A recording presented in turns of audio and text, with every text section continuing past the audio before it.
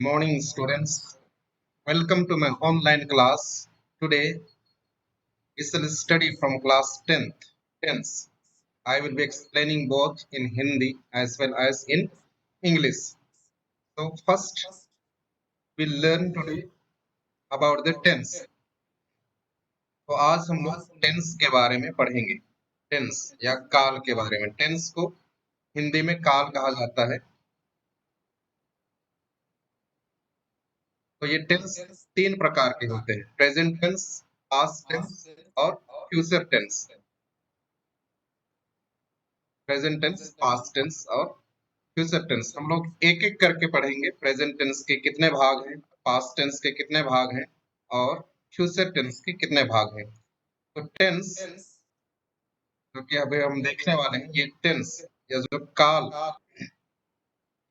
तो बहुधा जो बच्चों से पूछा जाता है कि टेंस कितने प्रकार के होते हैं, तो उनका सीधे से जवाब होता है कि टेंस या तो 4 प्रकार के होते हैं या 12 प्रकार के होते हैं, कुछ लोग 3 प्रकार के, मतलब उनमें कंफ्यूजन हो जाता है कि टेंस जो है हम लोग सही-सही नहीं बता पाते हैं। तो मैं आपसे कहूँ कि टेंस जो है केवल 3 प्रकार के होते हैं। जब भी आपसे कोई पूछता है कि टेंस कितने प्रकार के होते हैं, तो आपका जवाब केवल एक होना चाहिए। प्रेजेंट केवल टेंस जो है 3 प्रकार के होते हैं। 4 प्रकार के 12 प्रकार किस तरह का नहीं। तो इसमें बहुत से बच्चे कंफ्यूजन में हो जाते हैं कि टेंस जो है वो इसके भाग या इसके पार्ट्स को देख करके कंफ्यूजन में हो जाते हैं। तो हम लोग एक एक करके देखने जा रहे हैं। जो टेंस जो है वो किसी भी भाषा की रीढ़ होती है, किसी भी, और इसके बगैर आप किसी भी भाषा के जो व्याकरण होता है, जो ग्रामर होता है, आप उसको सही तरह से आप नहीं पहचान पाएंगे और ना ही उसको ग्रामर में आपकी पकड़ होगी। जब आपकी पकड़ अच्छी है, टेंस मजबूत है, तो आपको ग्रामर भी अच्छे से बन पाएगा और स्पोकन इंग्लिश भी हम आप अच्छी तरह से कर पाएंगे। तो यहाँ स्टार्ट करते हैं हम टेंस। तो टेंस जो है 3 प्रकार के होते हैं: प्रेजेंट टेंस, पास्ट टेंस और फ्यूचर टेंस। अभी मैं एक एक करके पढ़ाने जा रहा हूँ आप सभी को। तो यहाँ प्रेजेंट टेंस, इसके 4 भाग हैं। सिंपल प्रेजेंट टेंस या इसी को कहा जाता है प्रेजेंट इंडेफिनिट टेंस। बहुत सारे पुस्तकों में आप देख पाएंगे कि इसका प्रेजेंट इंडेफिनिट करके लिखा होता है, सिंपल प्रेजेंट टेंस नहीं लिखा होता है। दूसरा है प्रेजेंट कंटीन्यूअस टेंस, तीसरा है प्रेजेंट परफेक्ट टेंस और चौथा है प्रेजेंट परफेक्ट कंटीन्यूअस टेंस। इस प्रकार प्रेजेंट टेंस के 4 भाग हैं। और फिर अगला है पास्ट टेंस। पास्ट टेंस के भी 4 प्रकार हैं। सिंपल पास्ट टेंस या तो उसी को पास्ट इंडेफिनिट टेंस कहा जाता है, पास्ट इंडेफिनिट टेंस, या तो past continuous tense, past perfect tense, past perfect continuous tense. तो हम देख पा रहे हैं सिंपल पास्ट टेंस, पास्ट या तो उसी को past indefinite tense, past continuous tense, past perfect tense या पास्ट परफेक्ट कंटीन्यूअस टेंस कहा जाता है। फ्यूचर टेंस, इसके भी 4 भाग हैं। सिंपल फ्यूचर टेंस या तो इसको फ्यूचर इंडेफिनिट भी कहा जाता है, future continuous tense, future perfect tense, future perfect continuous tense. तो हम अभी अगर गिनती करेंगे कि 3 into 4, ये 3 टेंस के जब 4 भाग हैं, इनको गुना कर देंगे तो टोटल हो जाता है इसके भाग 12। 12 प्रकार के इसके पार्ट्स हो जाते हैं। तो इसीलिए बच्चों में कई बार कंफ्यूजन हो जाता है इसके, कभी इन लोग 12 प्रकार के हैं या तो 4 प्रकार के हैं या तो 3 प्रकार के कहते हैं। तो आपको ध्यान में रखना है कि टेंस 3 प्रकार के होते हैं अंग्रेजी में: प्रेजेंट टेंस, पास्ट टेंस और फ्यूचर टेंस। तो अगला मैं इसको बहुत ही सहज तरीके से ट्रिक के माध्यम से आपको याद करवाना चाहता हूँ, क्योंकि आपको लग रहा होगा कि बहुत भारी संख्या है, कैसे याद किया जाए। इसको आप आसानी से याद कर सकते हैं। तो अगले अगले हम देखते हैं अगले भाग में। तो यहाँ आता है टेंस, ये शॉर्ट फॉर्म है। किस तरह से आप आसानी से इसको याद कर सकते हैं। तो सबसे पहले तो आप टेंस 3 प्रकार के होते हैं, उसको अपने बाएं तरफ इस तरह से लिख लीजिए: प्रेजेंट टेंस, पास्ट टेंस और फ्यूचर टेंस। इस तरह इसी क्रम में आप लिखिए। और दाहिने तरफ आप सीधा लिखिए simple indefinite, continuous tense, perfect tense, perfect continuous tense. तो कितना आसानी से आप याद कर सकते हैं, तो क्योंकि ये सभी चीजें एक ही हैं, जो कि सभी इन तीन टेनों, ये तीनों टेन के काल के साथ इसका प्रयोग हो रहा है। ये जो 3 टेंस हैं, इनके साथ ही इनका प्रयोग हो रहा है, बस ये एक ही है। तो आप आसानी से याद कर सकते हैं इसको। जैसे सिंपल प्रेजेंट टेंस या तो present indefinite tense, present continuous tense, present perfect tense, present perfect continuous tense. उसी तरह से सिंपल पास्ट टेंस या तो past indefinite tense, past continuous tense, past perfect tense past perfect continuous tense. अगला future tense, simple future tense या indefinite tense, future continuous tense, future perfect tense, future perfect continuous tense. तो है ना कमाल की बात, आपको अभी आसानी से याद हो गया। आप इस तरह से मतलब आसानी से जो इनके चार भाग हैं, हर टेंस के चार चार भाग हैं, आप आसानी से उसको याद कर सकते हैं। तो हम आगे आगे बढ़ते हैं। अगला आता है, इससे पहले कि हम टेंस को पढ़ना प्रारंभ करें, इसको पढ़ना बेहद जरूरी है, और वो ये है कि सब्जेक्ट। सब्जेक्ट से बहुत सारे लोग समझते हैं कि विषय, या तो क्या विषय लेकर के पढ़ रहे हैं। यहाँ विषय से कतई हमको लेना देना नहीं है, लेकिन सब्जेक्ट का अर्थ होता है यहाँ कर्ता, हिंदी में कर्ता होता है। और यही सब्जेक्ट हम बार बार जो भी अब जो 12 पार्ट्स हैं, टेंस के जो 12 पार्ट्स हैं, चारों तीनों टेंस के जो 12 पार्ट्स हैं, उनमें इनका बार बार प्रयोग होगा। ये I, we, you, he, she, it, they, बार बार मैं रिफर करूंगा, और इसको सब्जेक्ट के रूप में मैं नाम रिफर करूंगा। तो इसको आपको याद कर लेना है। तो देखते हैं। सब्जेक्ट फर्स्ट पर्सन में सिंगुलर में आई होता है और प्लूरल में वी होता है। सेकंड पर्सन में यू सिंगुलर और प्लूरल यू। थर्ड पर्सन में ही, सी, इट और प्लूरल दे। तो यहाँ आई का मतलब होता है मैं, वी का अर्थ होता है प्लूरल हम लोग, यू तुम, यहाँ तुम लोग, यहाँ ही मतलब लड़का के लिए, सी लड़की के लिए, और इट जिसका हम न तो स्त्रीलिंग जानते हैं न पुल्लिंग, मतलब लड़का है कि लड़की है नहीं जानते हैं, उसके लिए भी इट का प्रयोग किया जाता है, और निर्जीव वस्तु के लिए भी इट का प्रयोग किया जाता है। और यहाँ बहुत बार हम नाम भी लिख देते हैं, जैसे ही के जगह में रोहित लिख सकते हैं, सी के जगह में गीता लिख सकते हैं, और वो भी थर्ड पर्सन सिंगुलर में ही आएगा, और उसका जो प्लूरल होता है वो दे होता है। तो ये जो है फर्स्ट पर्सन में कौन कौन से सब्जेक्ट हैं, सेकंड पर्सन में कौन कौन से सब्जेक्ट हैं, और थर्ड पर्सन में कौन कौन से सब्जेक्ट हैं। तो इन सभी से ही हम आगे वाक्य बनाने जा रहे हैं। तो ये सबको आपको अच्छी तरह से याद कर लेना है कि सब्जेक्ट कितने होते हैं। फर्स्ट पर्सन में 2 सब्जेक्ट होते हैं, सेकंड पर्सन में 2, थर्ड पर्सन में ही, सी, इट और दे। तो ये आपको अच्छी तरह से याद हो जाना चाहिए। तो अगला हम शुरुआत करते हैं सिंपल प्रेजेंट टेंस से। अभी पॉजिटिव स्ट्रक्चर, तो मैं वाक्य आप लोगों को बनाने जा रहा हूँ, बताने जा रहा हूँ, पढ़ाने जा रहा हूँ। उसमें आप लोगों को जो सेंटेंस के प्रकार होते हैं, जैसे पॉजिटिव, नेगेटिव और इंटेरोगेटिव, तो ये तीनों प्रकार से मैं आप लोगों को पढ़ाऊंगा। पॉजिटिव स्ट्रक्चर भी पढ़ाऊंगा, नेगेटिव स्ट्रक्चर भी पढ़ाऊंगा, और इंटेरोगेटिव स्ट्रक्चर भी पढ़ाऊंगा। तो यहाँ पर सिंपल प्रेजेंट टेंस का पॉजिटिव स्ट्रक्चर हम पढ़ते हैं। तो यहाँ V1, V2, V3, V4 और ये V5। तो आपको समझ में नहीं आ रहा होगा कि V1, V2, V3 और V4 और V5 क्या चीज है। तो यहाँ V4 का अर्थ है वर्ब, मतलब क्रिया का पहला रूप। विधि का अर्थ होता है वर्ब, क्रिया का पहला रूप या क्रिया का दूसरा रूप, क्रिया का तीसरा रूप। अभी तक तो आपने पुस्तकों में पढ़ा होगा क्रिया के 3 रूप होते हैं, लेकिन आपकी समझ के लिए मैं यहाँ V4 भी लगा दे रहा हूँ, क्रिया का चौथा रूप और क्रिया का पांचवा रूप। तो देख, एक क्रिया हम लेकर के देखते हैं। उदाहरण के लिए मैं क्रिया का पहला रूप लिया गो, दूसरा हो जाता है इसका वेंट, और तीसरा हो जाता है गोन, और चौथा बना लेंगे हम लोग। क्रिया का पहला रूप में ही क्या जोड़ देंगे, आई एन जी जोड़ करके क्या बना लिए, गोइंग, जो कि क्रिया का चौथा रूप हो गया। और ये जो गोस होता है, ये सिंपल प्रेजेंट टेंस में केवल लागू होगा। तो ये जो है third person he, she, it के साथ थर्ड पर्सन सब्जेक्ट है ना, third person singular subject he, she, it के साथ हम इसमें जुड़ता है, क्या जोड़ते हैं, या तो एस जोड़ते हैं या तो ई एस जोड़ देते हैं। तो अभी मैं बताऊंगा कहाँ पर एस जुड़ता है या कहाँ पर ई एस जुड़ता है। तो पहले देख लेते हैं स्ट्रक्चर या रूल्स, इसको आपको जानना बहुत जरूरी है। तो यहाँ देख लो सब्जेक्ट। सब्जेक्ट सबसे पहले तो सब्जेक्ट जो कि अभी मैंने पढ़ाया, फर्स्ट पर्सन सिंगुलर में कौन सा सब्जेक्ट है, प्लूरल में कौन सा subject, second person singular plural में कौन सा सब्जेक्ट, वही सब्जेक्ट यहाँ रखेंगे। सबसे पहले सब्जेक्ट को रखेंगे, फिर यहाँ V1 क्रिया का पहला रूप रखेंगे, उसके बाद में थर्ड पर्सन सिंगुलर है तो एस या ई एस जोड़ेंगे, फिर ऑब्जेक्ट या तो कंप्लीमेंट आएगा। तो मैं इसको बता देता हूँ। यहाँ आई क्या है, फर्स्ट पर्सन सिंगुलर का सब्जेक्ट है। ये प्ले क्या है, क्रिया का पहला रूप है, और क्योंकि आई इसमें एस या ई एस नहीं जोड़ेंगे, केवल कहाँ ई एस और ई एस जोड़ते हैं, केवल थर्ड पर्सन सिंगुलर में, जहां पर ही, सी और रोहित। यहाँ पर देखो क्रिया में क्या जुड़ा हुआ है, एस जुड़ा हुआ है। यहाँ यहाँ पर भी एस जुड़ा हुआ है, और यहाँ पर भी एस जुड़ा हुआ है।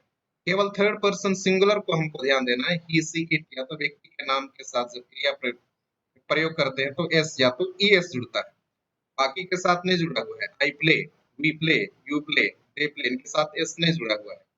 तो किसके किसके साथ ई एस जुड़ता है, मैं आपको और अच्छे से बता देता हूँ। तो यहाँ जो है अगर डबल एस आएगा, है ना, डबल एस आएगा या तो एस एच आएगा, एस एच आएगा या तो सी एच आएगा, सी एच, या तो केवल एक्स आएगा या तो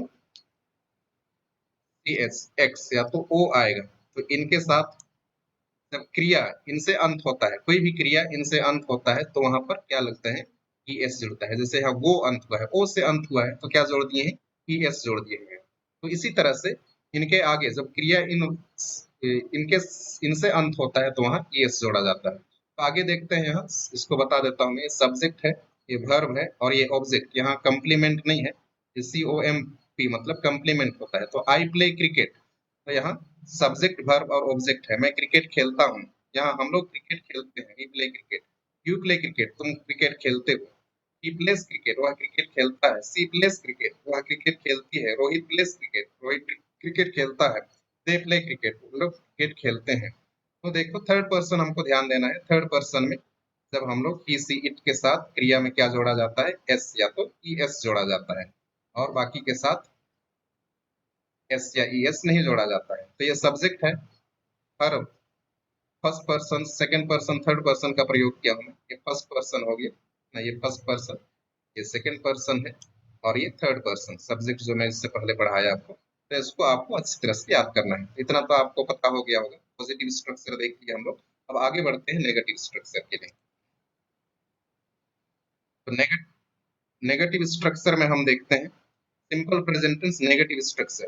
तो देखो पहले तो सब्जेक्ट लिखेंगे, सब्जेक्ट तो हर जगह आएगा ही आएगा। इसके बाद में इसमें कोई क्रिया तो नहीं था, है ना, पहले सिंपल प्रेजेंट टेंस में क्रिया नहीं था मतलब पॉजिटिव स्ट्रक्चर में। लेकिन नेगेटिव स्ट्रक्चर में देखो यहाँ डू और डज का प्रयोग कर रहे हैं, डू और डज का प्रयोग कर रहे हैं। सब्जेक्ट लिखने के बाद डू या तो डज का प्रयोग करेंगे, फिर नोट लिखेंगे। नेगेटिव बनाते हैं तो हमेशा नोट लिखा जाता है। के बाद में क्रिया का पहला रूप होगा, फिर सब्जेक्ट या ऑब्जेक्ट या तो फिर कंप्लीमेंट होगा।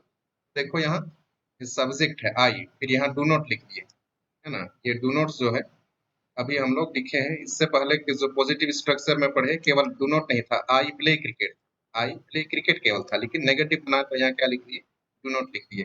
तो किसके साथ डज नॉट, केवल थर्ड पर्सन सिंगुलर के साथ, क्योंकि उसी में ओ के बाद ओ आने से क्या जुड़ता था, ई एस जुड़ता था। केवल थर्ड पर्सन सिंगुलर में क्या जुड़ेगा भाई, थर्ड पर्सन सिंगुलर में ही केवल इसके साथ, केवल थर्ड पर्सन सिंगुलर के साथ केवल डज नॉट लिखेंगे, और बाकी के साथ डू नॉट का प्रयोग होगा। बाकी सब्जेक्ट के साथ ही सी इट या तो व्यक्ति के नाम जब आएगा तब वहां डज नॉट लगाएंगे, लेकिन बाकी के साथ केवल डू नॉट ही लगाएंगे। लेकिन डज नॉट लगाने से देखो यहाँ से जो एस था वो क्या हो गया है, हट गया है। यहाँ से जो एस था वो हट गया, यहाँ भी जो एस था वो हट गया, यहाँ पर भी जो एस था वो हट गया है। तीनों से एस को हटा हटा दिए, क्यों, क्योंकि डज लगाए हैं इसलिए मुख्य क्रिया से एस हट गया है। तो I do not play cricket, मैं क्रिकेट नहीं खेलता हूँ। We do not play cricket, वह क्रिकेट नहीं खेलता है। You do not play cricket, अच्छा हम लोग क्रिकेट नहीं खेलते हैं, सॉरी, तुम क्रिकेट नहीं खेलते हो। He does not play cricket, वह क्रिकेट नहीं खेलता है। सी डज नॉट प्ले क्रिकेट, वह क्रिकेट नहीं खेलती है। Rohit does not play cricket, Rohit cricket नहीं खेलता है। They do not play cricket, उन लोग क्रिकेट नहीं खेलते हैं। तो इतना हो गया नेगेटिव सेंटेंस, वाक्य बना लिया हम लोग। स्ट्रक्चर आप ध्यान में रखिए। फिर यहाँ डोंट है, तो इसी का short form don't, don't I, इसको क्वेश्चन टैग कहा जाता है ना। नेगेटिव का जो शॉर्ट फॉर्म है यहाँ डोंट आई, यहाँ डोंट वी, क्या हम लोग खेलते हैं, डोंट यू, क्या तुम लोग खेलते हो। डजंट ही, देखो डज और नॉट का शॉर्ट फॉर्म क्या हो जाता है, डजंट ही। तो ये क्वेश्चन में ये परीक्षा में पूछा जाता है ये क्वेश्चन, तो आपको ये जो क्वेश्चन है, क्वेश्चन मार्क है, इसको भी नहीं नहीं भूलना है, और हमेशा इसको कैपिटल में लिखना है, कैपिटल में लिखना है। और यहाँ नाम आया है, लेकिन जब आप क्वेश्चन टैग बनाओगे तो नाम नहीं लिखना पड़ेगा। डजंत रोहित गलत है, डजंट ही लिखना पड़ेगा। जब आप क्वेश्चन टैग बनाओगे तो डजंट ही लिखना पड़ेगा, या तो डोंट दे है। तो इस तरह से आप क्वेश्चन टैग भी आप पढ़ते जा रहे हो आसानी से। क्वेश्चन टैग देखो नेगेटिव का शॉर्ट फॉर्म बना देंगे तो क्या हो जाता है, यहाँ ये सभी का शॉर्ट फॉर्म इधर है, और उसके बाद में सब्जेक्ट को लिख दिया, फिर क्वेश्चन मार्क है, तो ये बन गया क्या, क्वेश्चन टैग। तो इतना तो हो गया आपको नेगेटिव स्ट्रक्चर। आप इंटेरोगेटिव स्ट्रक्चर हम लोग देखते हैं आगे। इंटेरोगेटिव स्ट्रक्चर, तो यहाँ देखते हैं simple present tense interrogative structure, प्रश्नवाचक वाक्य। प्रश्नवाचक वाक्य का जो स्ट्रक्चर है डू या तो डज को, जो उसमें लिखे थे हम लोग नेगेटिव में डू और डज, उसी को सामने लिख देते हैं और उसके बाद में सब्जेक्ट को लिखते हैं, फिर ये यहाँ पर नोट यहाँ नहीं होना चाहिए, मतलब ये गलती से लिखा गया है, इसको आप ओमिट कर देना। तो सो डू या डज, फिर सब्जेक्ट, फिर क्रिया का पहला रूप, फिर ऑब्जेक्ट, फिर या तो कंप्लीमेंट। तो देखो यहाँ डू है, उसके बाद में सब्जेक्ट आया है, फिर ये क्रिया का पहला रूप है, फिर ये ऑब्जेक्ट है। तो डू आई प्ले क्रिकेट, क्या मैं क्रिकेट खेलता हूँ? डू वी प्ले क्रिकेट, क्या हम लोग क्रिकेट खेलते हैं? डू यू प्ले क्रिकेट, क्या तुम क्रिकेट खेलते हो? डज ही प्ले क्रिकेट, क्या वह क्रिकेट खेलता है? डज सी प्ले क्रिकेट, क्या वह क्रिकेट खेलती है? डज रोहित प्ले क्रिकेट, क्या रोहित क्रिकेट खेलता है? डू दे प्ले क्रिकेट, क्या हम लोग क्रिकेट खेलते हैं? क्या वे क्रिकेट खेलते हैं?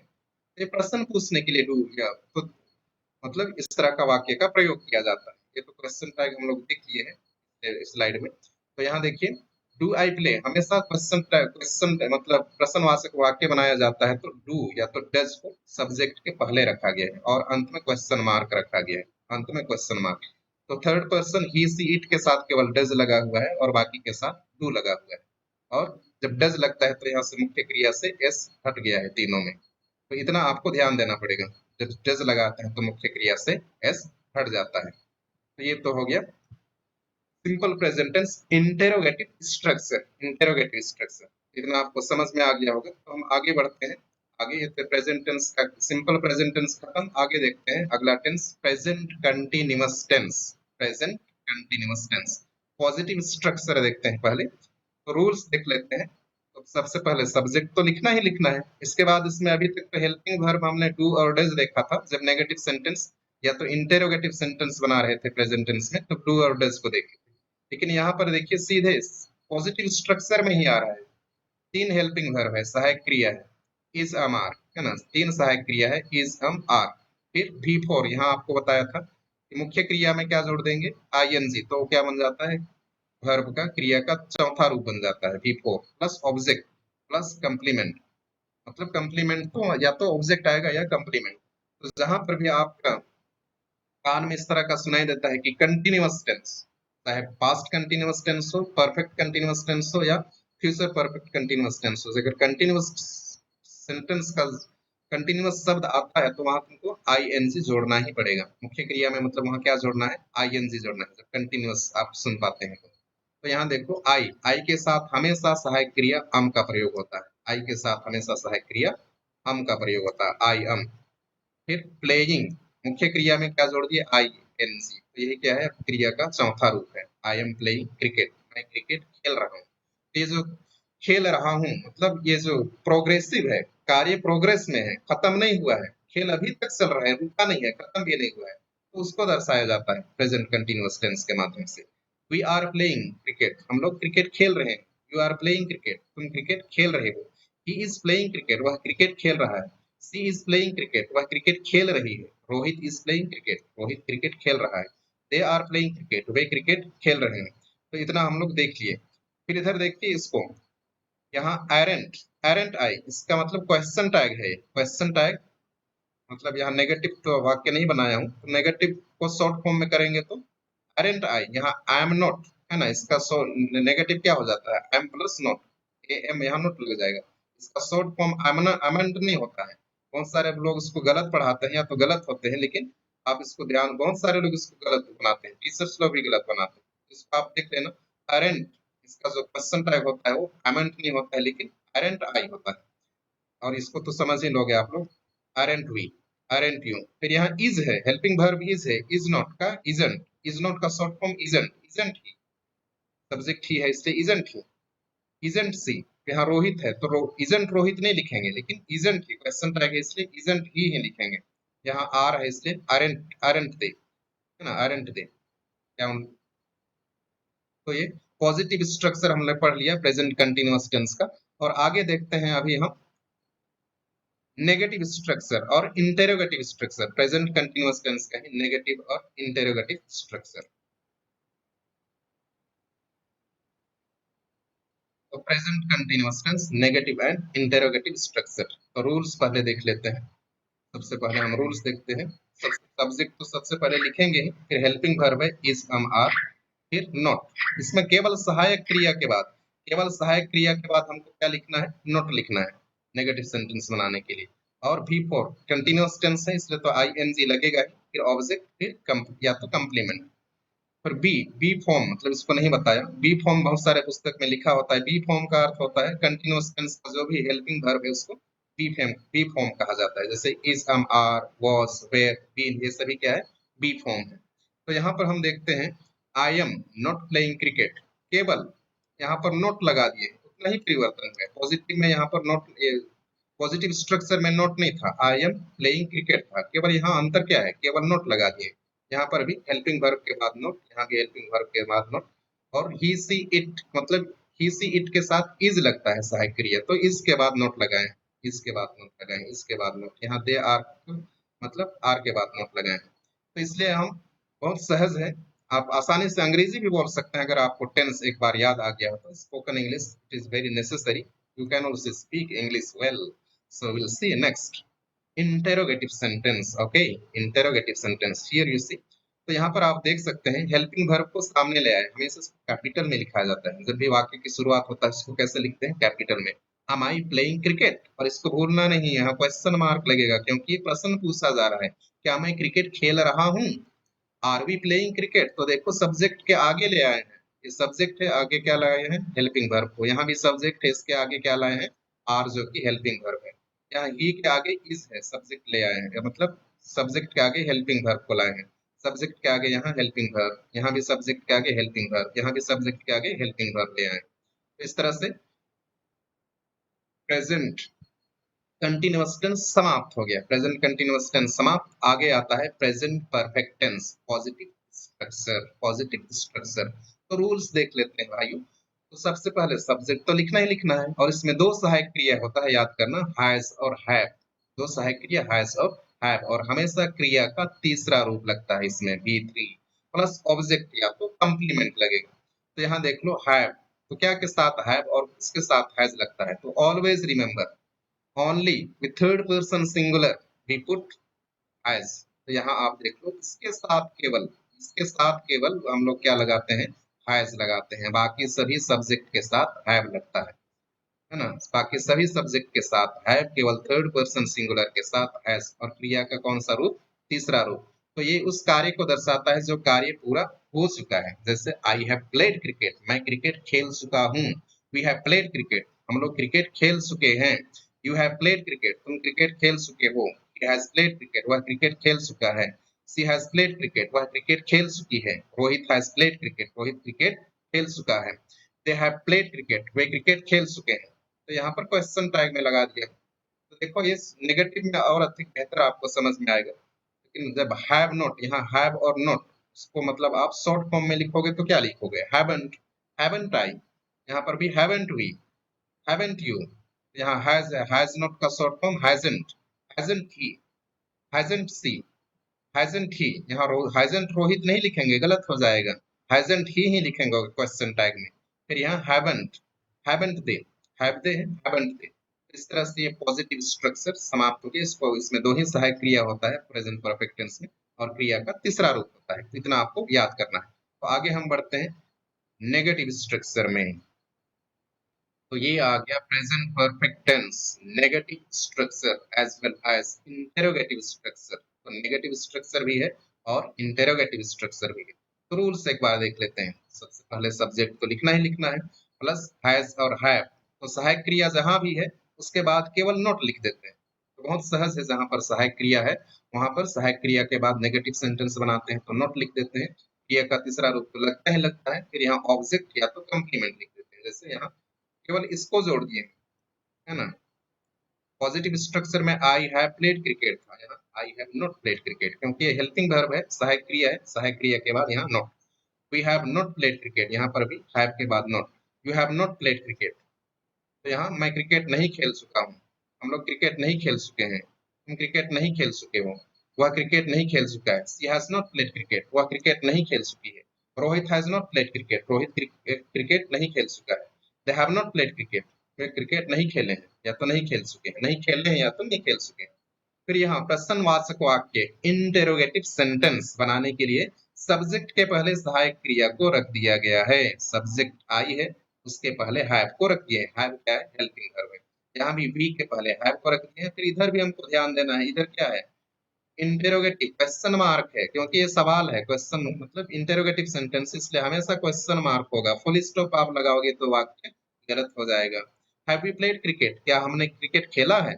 हैव यू प्लेड क्रिकेट, क्या तुम क्रिकेट खेल चुके हो? हैज ही प्लेड क्रिकेट, क्या क्या वह क्रिकेट खेल चुका है? हैज ही प्लेड क्रिकेट, क्या वह क्रिकेट खेल चुकी है? हैज रोहित प्लेड क्रिकेट, क्या रोहित क्रिकेट खेल चुका है? हैव दे प्लेड क्रिकेट, क्या उन्होंने वे क्रिकेट खेल चुके हैं? तो देखो इतना बहुत सहज ही है, बहुत आसानी से आप कर पा रहे हैं, मतलब बहुत आसान है। बस स्ट्रक्चर आपको, आप अगर इंग्लिश में मास्टर बनना चाहते हैं, परफेक्ट बनना चाहते हैं, आपका लैंग्वेज अच्छी हो, आपकी पकड़ अंग्रेजी में हो, तो स्ट्रक्चर तो आपको you must remember the structure. Okay, next will proceed ahead. The next slide, next slide, ये है present perfect continuous tense.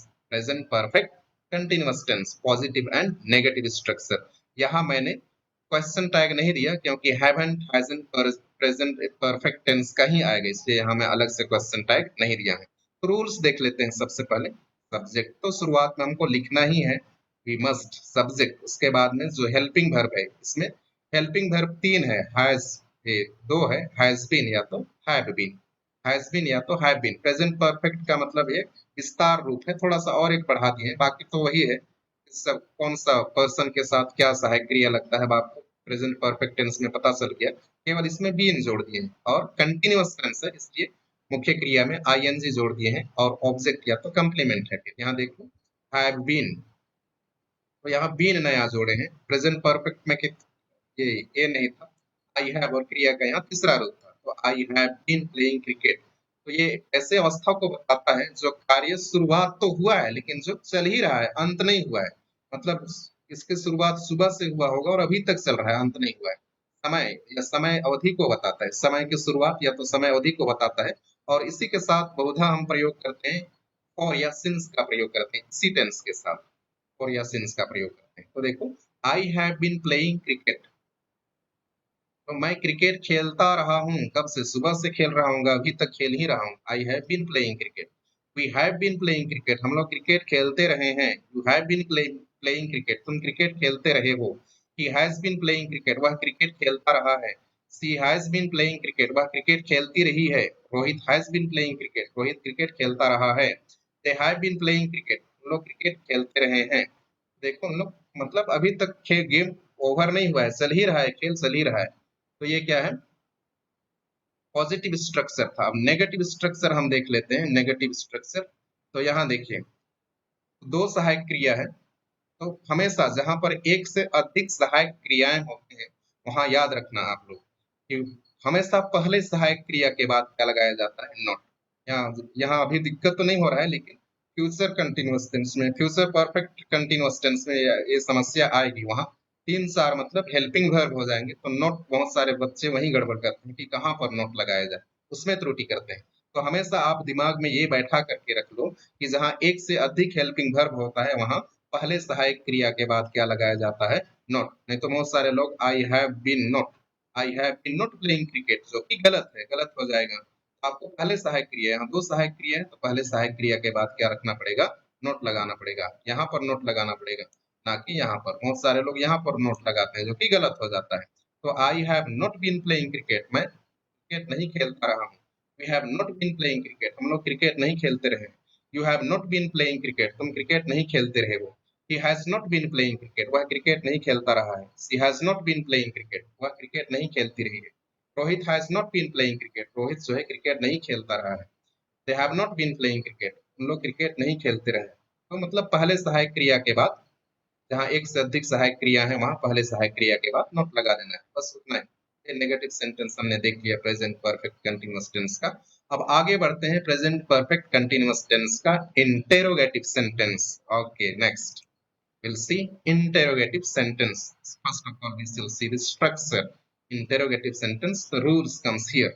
Rules, has, have, तो हमको सहायक क्रिया, जो सहायक क्रिया है इंटेरोगेटिव सेंटेंस में, तो उसको हम शुरुआत में रखते हैं।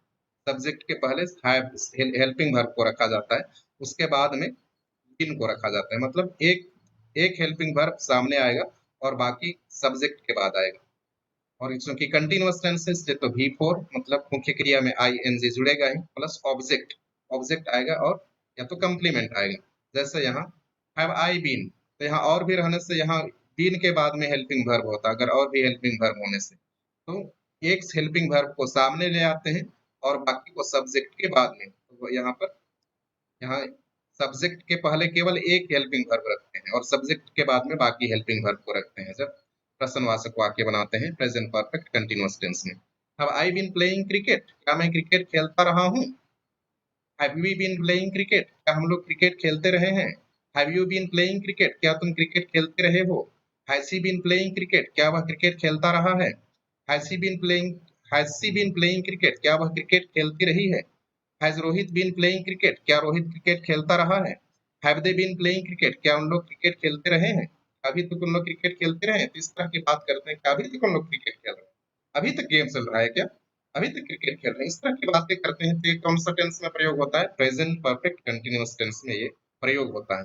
तो यहाँ आपको हमेशा याद रखना पड़ेगा, जहां एक से अधिक हेल्पिंग वर्ब होंगे, सहायक क्रिया होंगे, तो एक हेल्पिंग वर्ब को सब्जेक्ट के आगे और बाकी को सब्जेक्ट के बाद में, है ना। नहीं तो हैव बीन आई ऐसा लगाओगे तो गलत हो जाएगा।